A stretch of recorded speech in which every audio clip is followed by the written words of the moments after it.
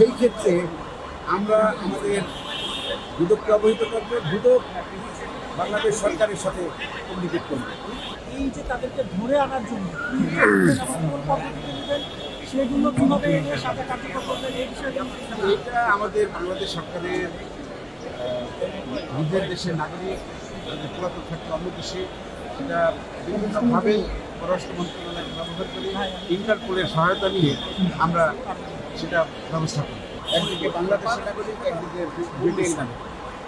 সেই ক্ষেত্রে আমরা আমাদের দুদককে অবহিত করবো, দুদক বাংলাদেশ সরকারের সাথে কমিউনিকেট করবে এবং বাংলাদেশ সরকার ব্রিটিশ গভর্নমেন্টের সাথে কমিউনিকেট করবে যে এই সাজার বিষয়টা তাকে অবহিত করা হবে।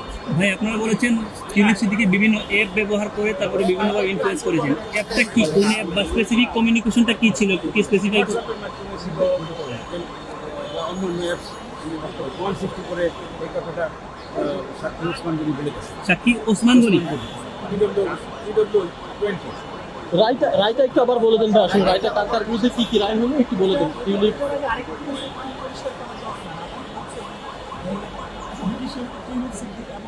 তার খালা বা সবাই তো মনে করেন এই যে তাদেরকে ধরে আনার জন্য কোন পদ্ধতিতে নেবেন, সেগুলো কিভাবে এনে সাথে কার্যকর করবেন, এই বিষয়ে এটা আমাদের বাংলাদেশ সরকারের নিজের দেশের নাগরিক পলাতক থাকতে অন্য দেশে, সেটা বিভিন্নভাবে পররাষ্ট্র মন্ত্রণালয় ব্যবহার করে ইন্টারপোলের সহায়তা নিয়ে আমরা সেটা ব্যবস্থা করি।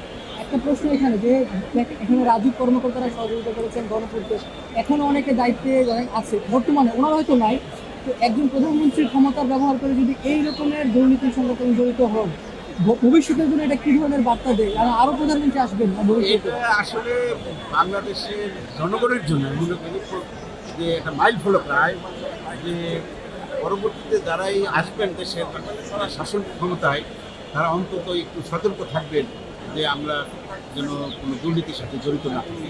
কারণ আইন সবার জন্য সমান এবং সাজা ভোগ করতে হয়, ক্ষমতার কারণে চিরদিন থাকে না।